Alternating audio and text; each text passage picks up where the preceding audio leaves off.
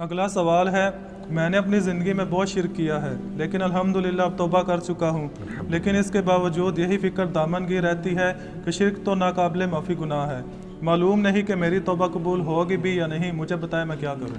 آپ سب سے پہلے تو اس طرح کے خیالات سے توبہ کریں جو آپ کر رہے ہیں، ٹھیک ہے۔ اس کی وجہ یہ ہے کہ سورہ التوبہ کی آیت نمبر 70 میں اللہ تعالیٰ نے فرمایا کہ جو شخص توبہ کر لے سچے دل کے ساتھ، اور اس سے پہلے بڑے بڑے گناہوں کا ذکر ہوا ہے، ان میں سے ایک شرک بھی ہے، بلکہ اب یہ کریٹیکل سوال ہے تو میں یہ آیت پڑھ کے بھی بتا دیتا ہوں۔ پارہ نمبر 19 کے اندر جا کے سورہ الفرقان کی آیت نمبر ہے یہ 70۔ اعوذ باللہ من الشیطان الرجیم، بسم اللہ الرحمن الرحیم۔ ہاں جی، یہ آ گیا، والذین لا يدعون مع اللہ الہا آخر، یعنی اللہ تعالیٰ اہل ایمان کی نشانی بتا رہا ہے کہ وہ ایسے لوگ ہیں کہ وہ اللہ کے ساتھ کسی اور کو الہ کے طور پر نہیں پکارتے۔ وَلَا يَقْتُلُونَ النَّفْسَ الَّتِي حَرَّمَ اللَّهُ إِلَّا بِالْحَقِّ، اور کسی جان کو ناحق قتل نہیں کرتے۔ ہاں، بفتوی شریعت والا معاملہ علیحدہ ہے، یعنی قتل کے بدلے قتل، وہ بھی گورنمنٹ کا جوڈیشری کا کام ہے، آپ نے خود نہیں کرنا۔ وَلَا يَزْنُونَ، نہ زنا کرتے ہیں۔ وَمَن يَفْعَلْ ذَلِكَ يَلْقَ أَثَامًا، جو کوئی یہ 3 گناہ کرے گا ان قریب ان کا عذاب چکھ لے گا۔ کون سے 3 بڑے گناہ گنوائے گئے ہیں؟ نمبر 1 اللہ کے ساتھ شرک، نمبر 2 قتل ناحق، اور نمبر 3 زنا۔ حتیٰ کہ بخاری مسلم میں ایک حدیث ہے کہ نبی علیہ السلام سے جب بڑے بڑے گناہوں کے بارے میں پوچھا گیا نا، تو آپ نے یہی 3 گناہ گنوائے، اور پھر آپ نے کہا قرآن پڑھ کے دیکھو، یعنی نبی علیہ السلام بھی اپنی بات کی دلیل میں قرآن پیش کرتے تھے، ماشاء اللہ تعالی۔ والذین لا يدعون مع اللہ الہا آخر ولا يقتلون النفس التي حرم اللہ الا بالحق ولا يزنون ومن يفعل ذلك يلقى اثاما يضاعف له العذاب يوم القیامة ويخلد فيه مہانا، جو یہ 3 گناہ کرے گا اس کے لیے عذاب دگنا کر دیا جائے گا قیامت میں، اور وہ ذلیل و خوار کر کے آگ میں یعنی جھونکا جائے گا۔ الا من تاب، ہاں اگر کوئی ان گناہوں سے توبہ کر لے۔ کون سے؟ نمبر 1 شرک، نمبر 2 قتل ناحق، اور نمبر 3 زنا۔ وآمن وعمل عملا صالحا، اور ایمان لے آئے، یعنی ایمان تو پہلے بھی ہوگا، نہیں صحیح والا ایمان، اور نیک عمل کرے۔ فاولئک یبدل اللہ سیئاتہم حسنات، تو پھر ایسے شخص کے گناہوں کو بھی اللہ تعالیٰ نیکیوں سے بدل دے گا۔ صرف معافی نہیں سر، جتنے بڑے بڑے گناہ تھے اسی لیول کی بڑی بڑی نیکیاں۔ وَكَانَ اللَّهُ غَفُورًا رَحِيمًا، اور اللہ تعالیٰ تو بخشنے والا مہربان ہے۔ وَمَن تَابَ وَعَمِلَ صَالِحًا، جو کوئی توبہ کرے اور نیک اعمال کرے، فَإِنَّهُ يَتُوبُ إِلَى اللَّهِ مَتَابًا، تو اللہ تعالیٰ کہتا ہے کہ میرے ذمے ہے اس کی توبہ کو قبول کرنا۔ یعنی اللہ تعالیٰ نے اپنے اوپر خود سے واجب کیا، حالانکہ اللہ تعالیٰ کسی چیز کا پابند نہیں ہے، کہ جو میری طرف رجوع لائے گا میں اسے ضرور معاف کروں گا۔ تو اگر کسی شخص کو اس طرح کا وہم آتا ہے نا، اور یہ وہم اس لیے بھی آ رہا ہوتا ہے، بعض اوقات لوگ یعنی اس کا ترجمہ کرتے ہوئے بالکل لفظی ترجمہ کر رہے ہوتے ہیں۔ قرآن حکیم کی آیات چونکہ پورے کانٹیکسٹ کے ساتھ ہوتی ہیں، بیک گراؤنڈ میں آیات نازل ہوئی ہوتی ہیں، لہٰذا میں جب بھی ان آیات کا ترجمہ کرتا ہوں نا، جب اسپیسیفکلی شرک کو ایڈریس کر رہا ہوتا ہوں، میرا لیکچر نمبر ہے مسئلہ نمبر 3، دعا صرف اللہ ہی سے، اور سچ پیپر بھی ہے اس کے اوپر، تو ہم یہ ترجمہ جو ہے نا یہ آیت، ان اللہ لا یغفر ان یشرک بہ، بے شک اللہ اس گناہ کو کبھی معاف نہیں کرے گا کہ کوئی شخص اللہ کے حضور قیامت والے دن اس حال میں پیش ہوا کہ اس نے دنیا میں شرک کیا ہوا، یعنی بغیر توبہ کے وہ مرا۔ وَيَغْفِرُ مَا دُونَ ذَلِكَ لِمَن يَشَاءُ، اور شرک کے علاوہ ہر گناہ معاف کر دے گا، وہ بھی اوپن لائسنس نہیں، جس کے لیے چاہے گا۔ یعنی جو شخص شرک سے توبہ کیے بغیر گیا نا، اس کی تو توبہ ہے ہی نہیں قیامت میں۔ ہاں دنیا میں کر گیا وہ معاملہ علیحدہ ہے، قیامت میں اللہ سے اس حال میں ملا کہ اس نے دنیا میں شرک کیا ہوا اور توبہ نہیں کی ہے، تو اللہ تعالیٰ اس کا گناہ معاف نہیں کرے گا۔ وَمَن يُشْرِكْ بِاللَّهِ فَقَدْ ضَلَّ ضَلَالًا بَعِيدًا، جو کوئی شرک کرتا ہے وہ گمراہی میں دور جا پڑا، وَلِعَاذُ بِاللَّهِ تعالی۔ دنیا میں تو میرے بھائی جامعہ ترمذی میں حدیث ہے، نبی علیہ السلام نے فرمایا موت کے غرغرے سے پہلے اللہ تعالیٰ توبہ قبول کرتا۔ موت کے غرغرے سے مراد ہے نزع کا عالم طاری ہونے سے پہلے، جب کسی کو موت نظر آ گئی نا اب وہ توبہ نہیں کر سکتا، تو قرآن حکیم میں ہے نا، فرعون جب ڈوبنے لگا تھا تو اس نے کیا کہا تھا، میں ہارون اور موسیٰ کے رب پر ایمان لاتا ہوں، بنی اسرائیل کے رب پہ. تو اللہ تعالیٰ نے کیا فرمایا تھا، الآن، اب لایا ایمان. حالانکہ ایمان تو لے آیا تھا، وہ گرگرا تو وہ لے ہی رہا تھا نا، غوطہ تو کھا رہا تھا نا. تو موت کے گرگرے سے مراد ہے نزع کا عالم طاری ہونے سے پہلے. اور اس میں ایک پوائنٹ کئی دفعہ ہائی لائٹ کر چکا ہوں، یہاں پہ بھی کر دوں. اگر آپ کو کسی شخص کے بارے میں یہ پتا چل جائے نا کہ اس کو لا علاج بیماری لگ چکی ہے اور وہ اب کچھ عرصے میں ایکسپائر ہو جائے گا، جیسے کینسر ہے، یعنی ہم نے یہ لرن کر لیا نا کہ کینسر جب 3rd سٹیج کے اوپر پہنچ جاتا ہے تو وہ انسان بچتا نہیں ہے. جس شخص کو کینسر ہوا ہے یا سپوز اس کے گردے فیل ہو گئے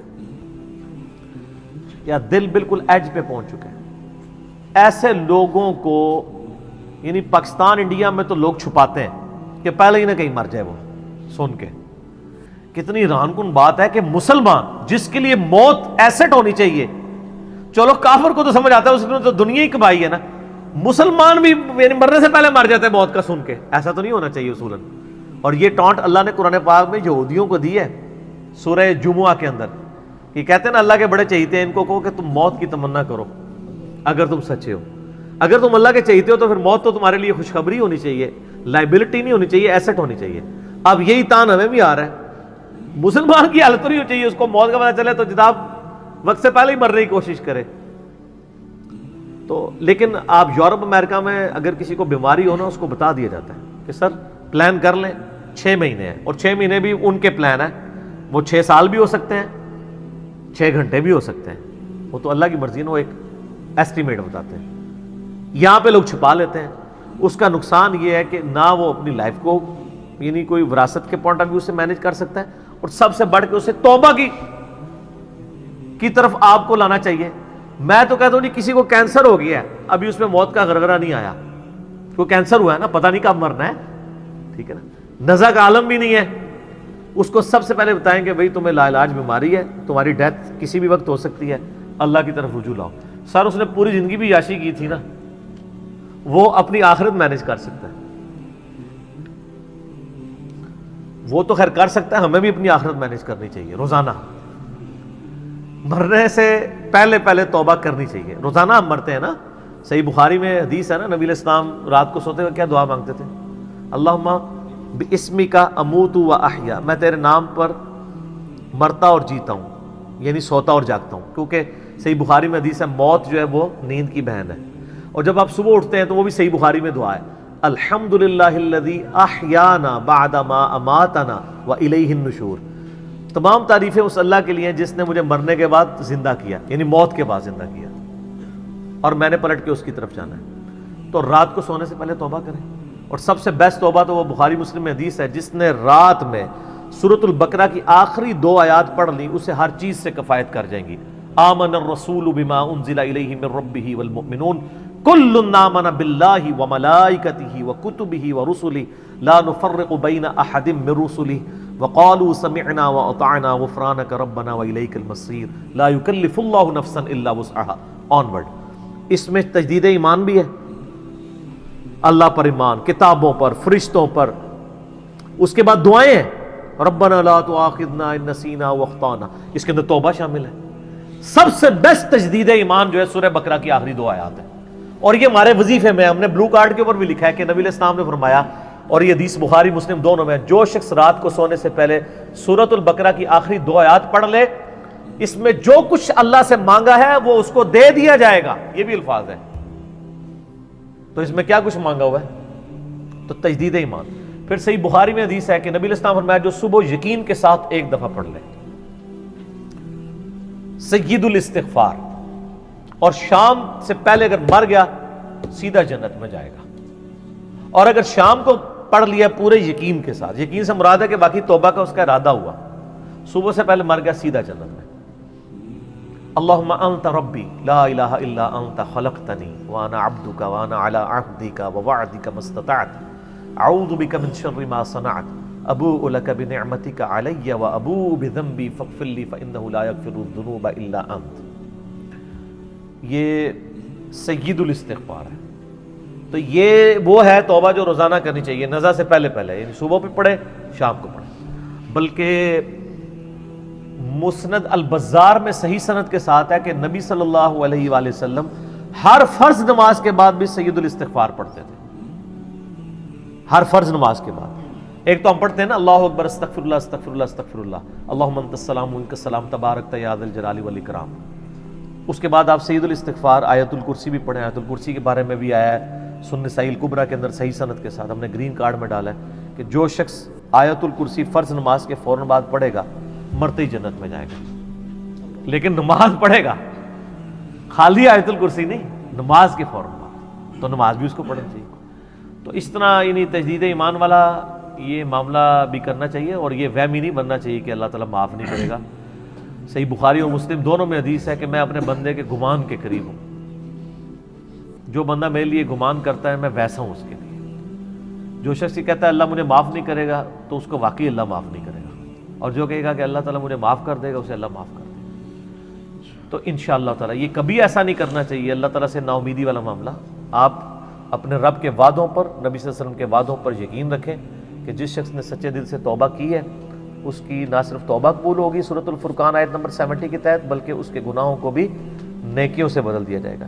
تو اللہ تعالیٰ رجوع لانے والوں کو پسند فرماتا ہے، بار بار رجوع لاتے رہنا چاہیے، اللہ تعالیٰ سے اپنے آپ کو آزاد نہیں کرنا چاہیے۔ نیکی کی ہو یا نہ کی ہو، گناہ کیا ہو یا نہیں کیا، یہ علیحدہ سے بات ہے۔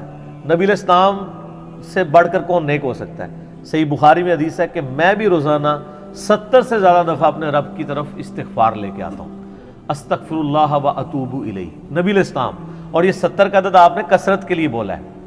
عربی میں 70 کا مطلب 70 ڈیجٹ نہیں ہوتا، 70 کا مطلب 1000 دفعہ بھی ہو سکتا ہے، 10,000 دفعہ بھی ہو سکتا ہے، 100 دفعہ بھی ہو سکتا ہے، کثرت کے لیے بولا جاتا ہے۔ تو استغفار تو بندے کی ضرورت ہے، یہ اللہ سے ایک نیکی ہے، اور ہر چیز کے ساتھ استغفار اٹیچ ہے۔